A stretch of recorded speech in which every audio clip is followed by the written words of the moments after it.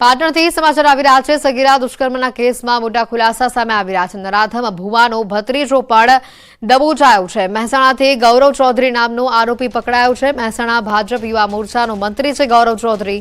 સગીરા પર દુષ્કર્મના કેસમાં ભુવાને મદદગાર છે ગૌરવ ચૌધરી। પોલીસના મતે આરોપી ગૌરવ મહેસાણા ભાજપ યુવા મોરચાનો મંત્રી છે। સાથે પોલીસે ભુવાએ ગુનામાં વાપરેલી કાર પણ જપ્ત કરી છે। હાલમાં ગુનામાં વપરાયેલી કારની આરોપીઓની સાથે એફએસએલની ટીમે પણ તપાસ શરૂ કરી છે। તાજેતરમાં જ ચાણસમા તાલુકામાં સગીરા સાથે દુષ્કર્મની ફરિયાદ સામે આવી હતી, જેમાં મહેસાણાના ઉપરશ્રી ગામના નરાધમ ભુવાની ધરપકડ થઈ હતી।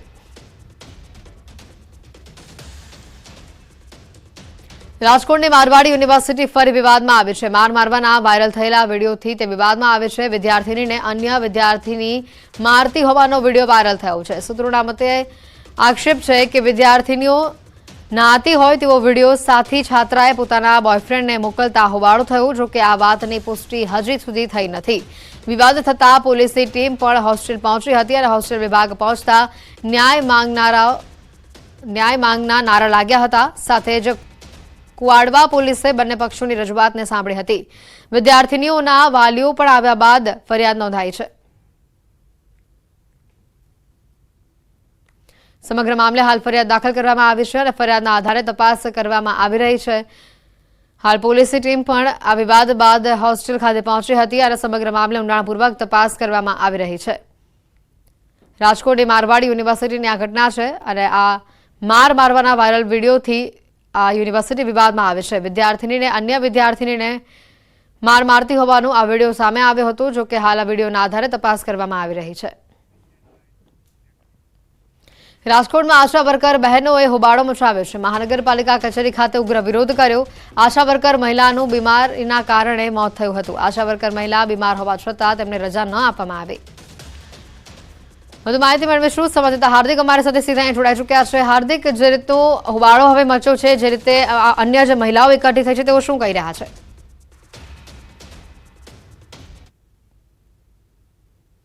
આજે રાજકોટ મહાનગરપાલિકા ખાતે જે છે આશા વર્કર બહેનો મોટી સંખ્યામાં ભેગા થયા છે। આપ દ્રશ્યો પણ જોઈ શકો છો। જે રીતના આશા વર્કર બહેનો દ્વારા ઉગ્ર વિરોધ કરવામાં આવી રહ્યો છે, શા માટે વિરોધ કરવામાં આવી રહ્યો છે એ પણ આપણે જાણવાનો પ્રયાસ કરીશું। ખાસ કરીને આશા વર્કર મહિલા હતી, તેમનું બીમારી દરમિયાન મૃત્યુ થયું હતું અને એમના કારણે અત્યારે વિરોધ કર્યા। બેન, શું કહેશો, અત્યારે શું વિરોધ કરવામાં આવી રહ્યો છે? અત્યારે અમારે જે કોઠારી આરોગ્ય કેન્દ્રના સ્વર્ગસ્થ બેન નૈનાબેન મોલિયાનું જે દુઃખદ અવસાન થયું છે અને એ પણ એના મેડિકલ ઓફિસર ડોક્ટર યાસ્મીનના જો હુકમીના કારણે એનું અવસાન થયું છે અને રજા ન આપી એટલે એને ટ્રીટમેન્ટ એને વહેલી તકે ન મળી, એના લીધે એનું અવસાન થયું છે। એના રોષ રૂપે અમે બધા અહીંયા ભેગા થયા છીએ। ચોક્કસથી અહીંયા અન્ય બહેનો છે, આપણે એમની સાથે પણ વાત કરવાનો પ્રયાસ કરીશું। બેન, ખાસ ખુદ આશા વર્કર બહેનો જે છે કે બીમાર હતા અને એમને રજા નહોતી આપવામાં આવી, આ કેટલું વ્યાજબી? એ ખોટું જ કહેવાય ને, કેમ કે આજે અમે ડેન્ગ્યુ માટે લાભાર્થીને એટલો લાભ દેતા હોય તો અમે આશા વર્કર છે તો અમને રજા દઈ અને અમને સારવાર મળે અને અમને આરામ મળે એવી રજા દેવી જોઈએ। અત્યારે કેટલા બહેનો ભેગા થયા છે ને કઈ રીતનો વિરોધ? ચોક્કસથી અન્ય બેન કેટલા બહેનો ભેગા? અમે 250 થી 300 કોઠારીયાના પ્રોપર રાજકોટ સેન્ટરના તમામ આશા બહેનો અહીંયા સંગઠન સાથ આપવા તૈયાર છે અને ભેગા થયા છે। તમારી માંગ? સમાચારોમાં અત્યારે ફક્ત આટલું જ। રજા આપશો। નમસ્કાર।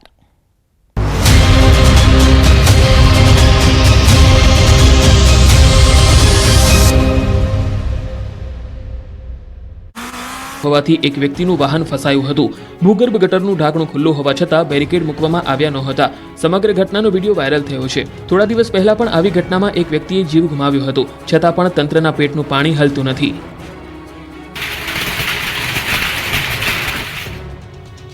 સુરતમાં 4 દિવસથી બંધ અંજની ઇન્ડસ્ટ્રીઝ ફરી ધમધમી છે। ઓડિશાના કારીગરો ફરી એકવાર ભયમુક્ત બનીને કામે લાગી ગયા છે।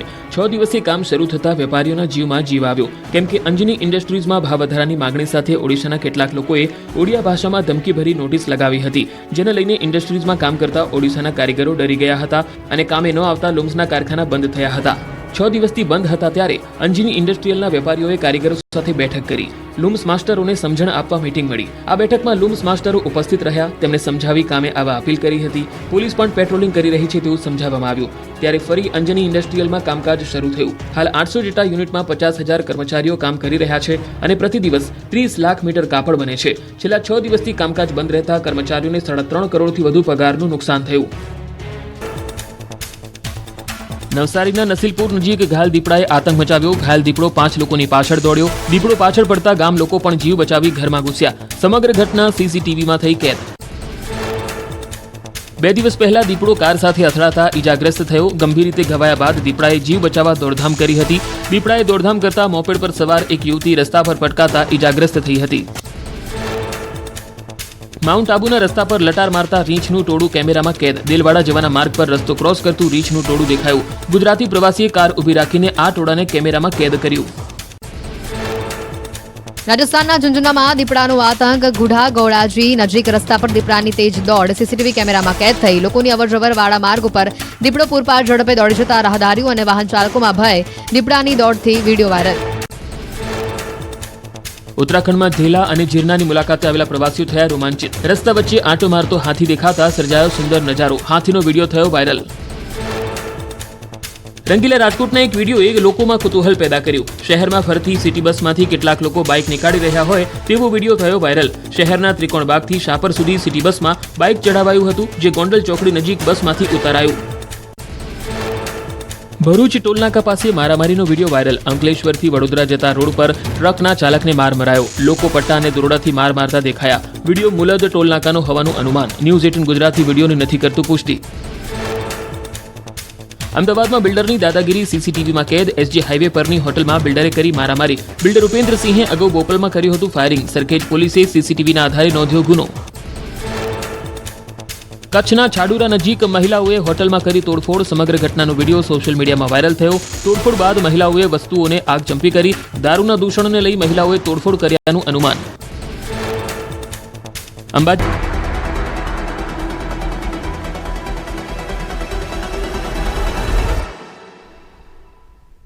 તિરુપતિ એડિબલ ઓઇલ્સ, દરેક તહેવાર હેલ્ધી તહેવાર. વલસાડમાં બાઇક સાથે ઝુંબેશ ટ્રકનો વિડીયો વાયરલ. લોકોની ભીડ વચ્ચે બાઇકર્સે કર્યા સ્ટન્ટ. 9 લોકો સામે ગુનો દાખલ.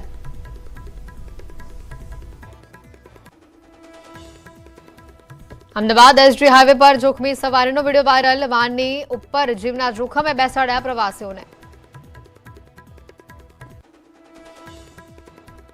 સુરતના અડાજણમાં રેસ્ટોરન્ટની લિફ્ટમાં 16 લોકો ફસાયા. ફાયરની ટીમે કર્યું રેસ્ક્યુ.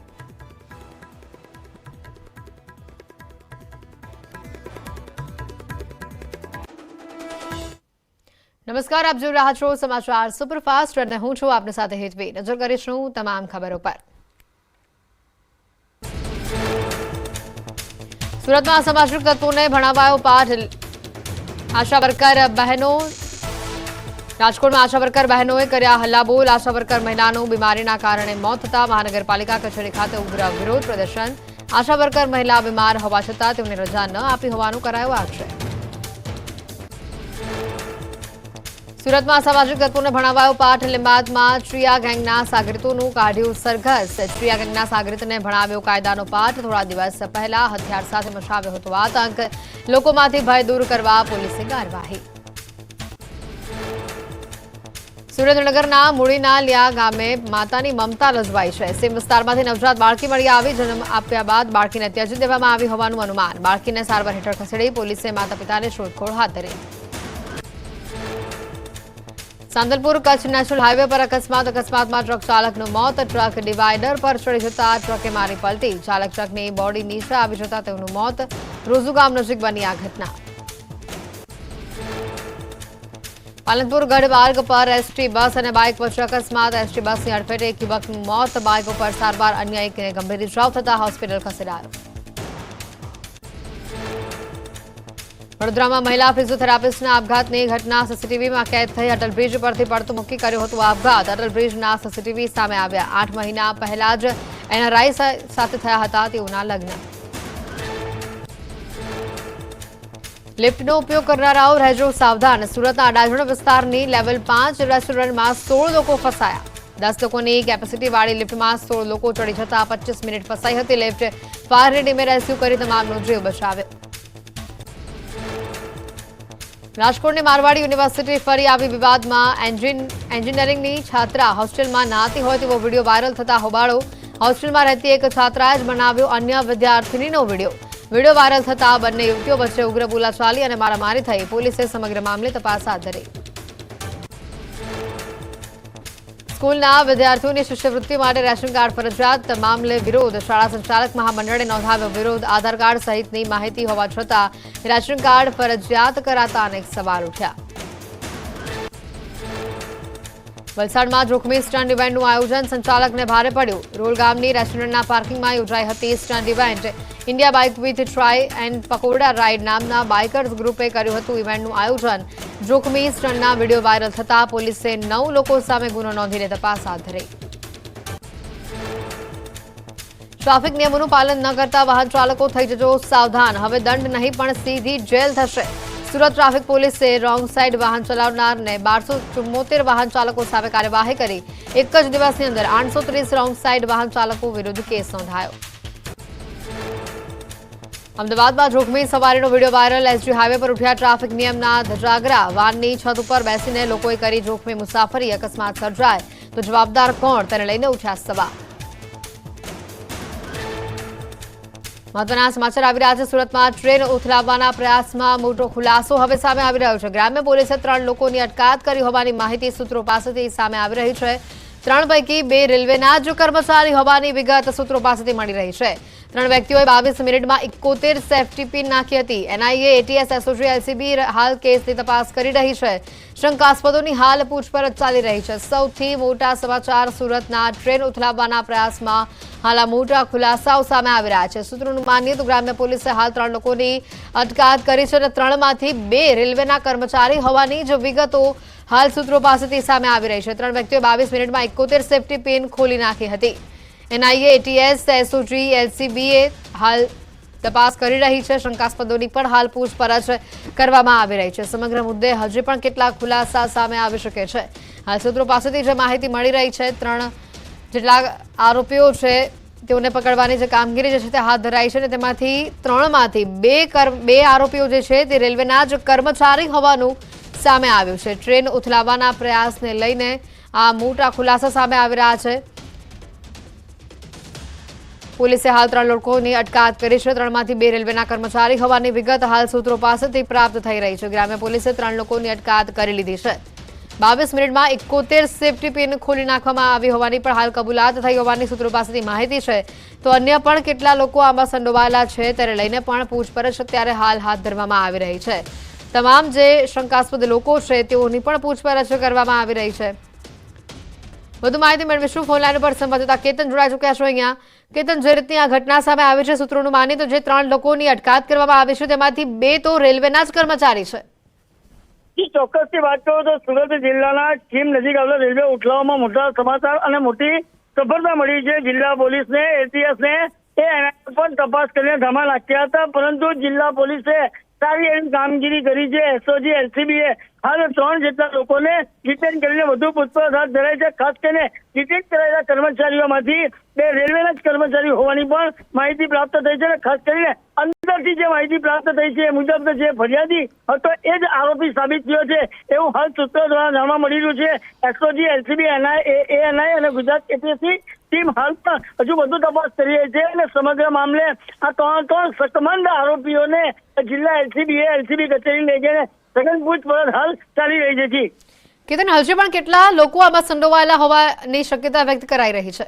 જે ચોક્કસથી વાત કરું તો સુરત જિલ્લા પોલીસ વડાના કહેવા મુજબ હાલ તો 3 જેટલા આરોપીઓને છેલ્લા 4 દિવસની ભારે જહેમત અને મહેનત બાદ આ 3 જણોને ડિટેન કરવામાં આવ્યા છે અને ત્યારબાદ આ 3 જણોની વધુ પૂછપરછ કરતા હજુ પણ આની અંદર વધુ ખુલાસો થાય એવી શક્યતાઓ નક્કી શકાય એમ નથી.